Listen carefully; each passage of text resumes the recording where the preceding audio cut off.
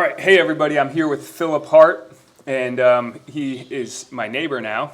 And he just came in, he just traveled, and he was telling me he has a very, very tight neck.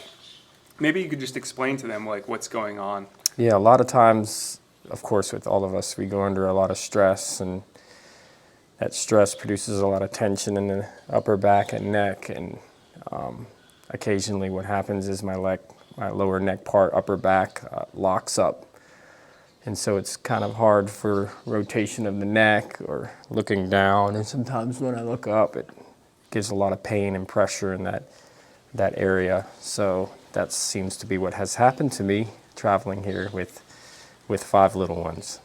Yeah, so this stuff happens with tons of people all over the world. So if you're watching this and you've dealt with neck pain, we're going to do a little something today that should probably help with that. So here's a few things to point out. Like, he was traveling, and I was explaining to him that anytime you're moving out of your comfort zone, your stress levels go up. He has 5 young children, and so traveling is a stressor. When you have 5 kids, every single one of them is a stressor because what your brain is doing is looking for threats, and it's on high alert and alarm system, and you go into the reptilian brain, which is in the back of your head.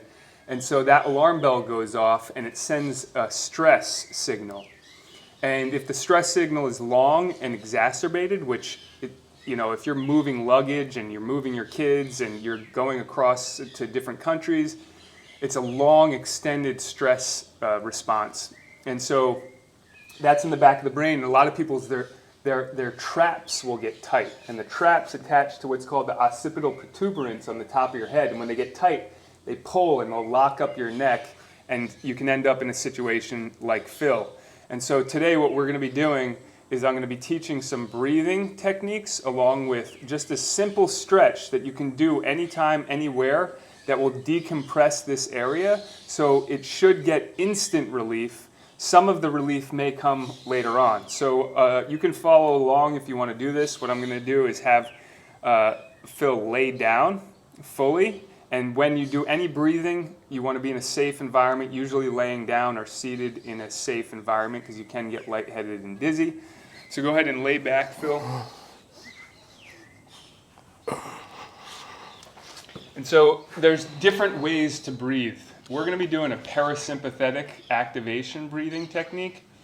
You may have heard me do the Wim Hof technique. I'm a Wim Hof instructor, but that is more sympathetic drive. It increases adrenaline.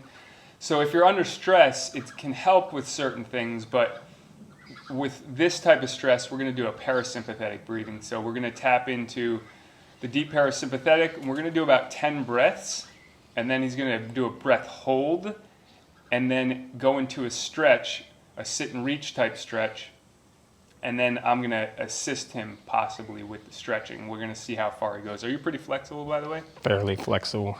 Yes, and just so you guys know, this is totally impromptu, and I wanted to share this with you because he said his neck was bothering him. He just came here. We just met for the first time, and I said, hey, maybe I can help you out. So what we're going to do is the breathing is going to be a double inhale. So you're going to breathe into your belly, kind of breathe into your diaphragm, into your chest.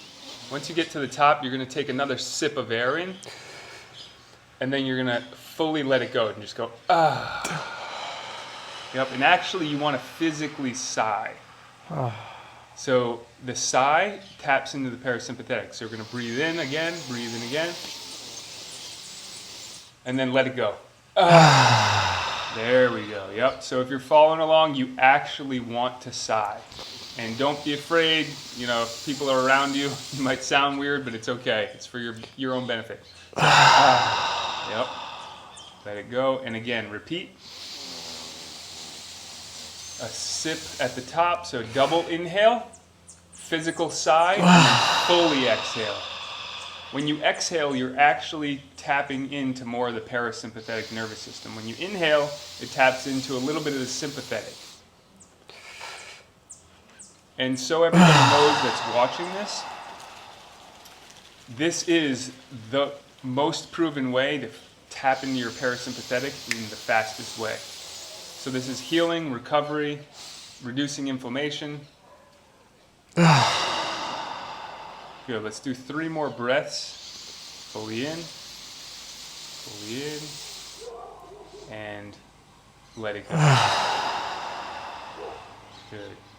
And 2 more. Fully in, and let it go. Okay, so this one, you're going to take a deep breath in. Fully in. You're going to hold the breath at the top, and then sit up slowly. Good. Reach for your toes. Exhale. And then bring your head down, neck down. Good. Take another deep breath in. Exhale. And reach a little further. Slow down. And the legs? Okay, do you feel your neck? Mm-mm. You feel your mid-back at all? Not right now. Hamstrings? Mm-hmm. A lot? A good bit. Okay, think of your neck and your lower back. And come down all the way. Anything in the neck? A little bit. Okay, go a little further. There we go. Yeah. Okay, and a little further. And relax. Okay, go ahead and lay back again. And let's do that one more time. So 2 more deep breaths. All right. How does your neck feel right now? It was definitely feeling the stretch. Okay, so you felt that in the neck. Mm-hmm. Good, so we're going to go deeper now. So keep breathing, Phil, and I'm just going to explain something. So those of you who might have super tight hamstrings, you may only feel your hamstrings during the stretch. That's okay. To get to the neck, you may have to do this more times. You may have to release the tension in your hamstrings and your calves. There's all connective tissue that goes all the way up. So the tighter your hamstrings, your calves are, the worse your back can end up being. And in fact, impingement in your calves can cause a severe issue in your lower back. So he's pretty good. His flexibility is pretty good. We're just going to go deeper into the stretch now. He felt his neck a little bit. Now we want to feel it even more. The second set's going to be better. The third set's going to be even better. So let's do 2 more breaths.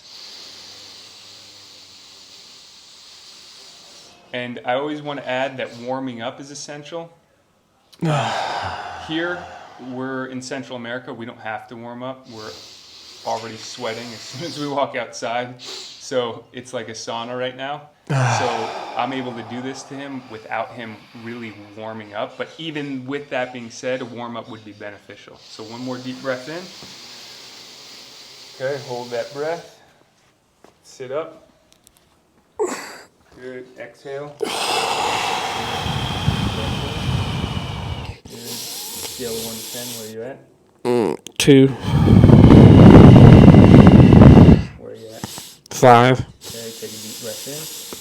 Feeling your neck now? My back. Okay, mid-back? Mm-hmm. Good. Deep breath in. And 7. okay, and 1 more. And go. Mm-hmm. Good, and relax. Slowly lay back. We're going to do that 1 more time. So focus on your breathing. How does your neck feel? Just check in right now. Stretch, definitely feeling better. Does it feel less compressed? Mm-hmm. Okay, good. So ready? And go. Let's do 5 good breaths. Let it go. Good. So when we're in the parasympathetic nervous system, that's when you can actually relax into stretching too. You can do it in the sympathetic as well. But so we're tapping into the sympathetic, we're hyper-oxygenating the body. And just so everyone knows, the more your body's oxygenated, the better flexibility you'll have. The more parasympathetic, the more relaxed you have, the more deeper you'll go into a stretch. And so flexibility and mobility is essential for longevity, vitality, and health, and pain relief, right? So that's what we're focusing on here, is getting him some pain relief and increasing mobility and flexibility. Okay, so we're going to do 1 more breath. Take that full deep breath in. Hold it at the top. Good. Yep, sit up.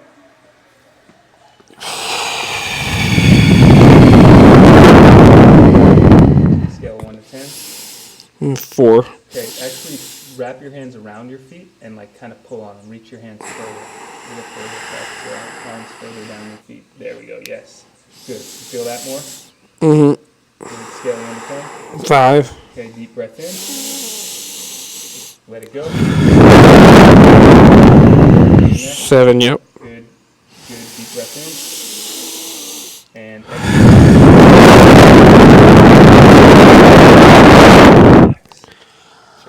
All right. Ooh. Good. Head. Yeah. Okay, so slowly lay back again and just check in with yourself. Yeah, I definitely feel less tension when I turn on both sides. How does your head feel right now? Like, does it feel lighter? A little bit, yeah. Okay. All right, so yeah, let's go ahead and stand up. Slowly, might get a little dizzy. Yeah, let's just see how it feels. Just do some movements. Yeah, a lot. Definitely. Better range of motion. Yeah, for sure. Okay. Pain level, scale of 1 to 10. 2. Okay, so it's gone down dramatically. Yeah. Oh, yeah.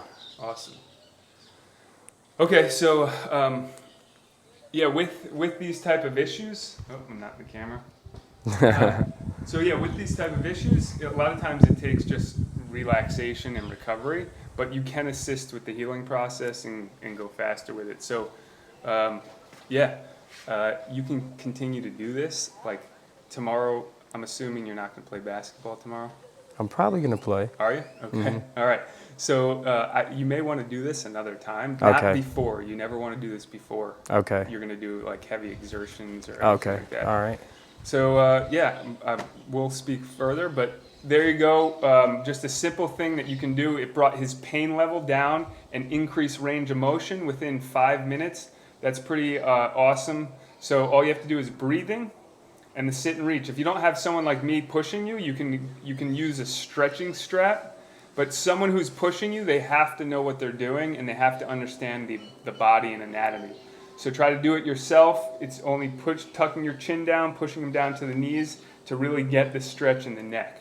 So I hope you found this helpful. Have a great day. Thanks, Philip. Yes, thank you. All right. Appreciate it. Yep.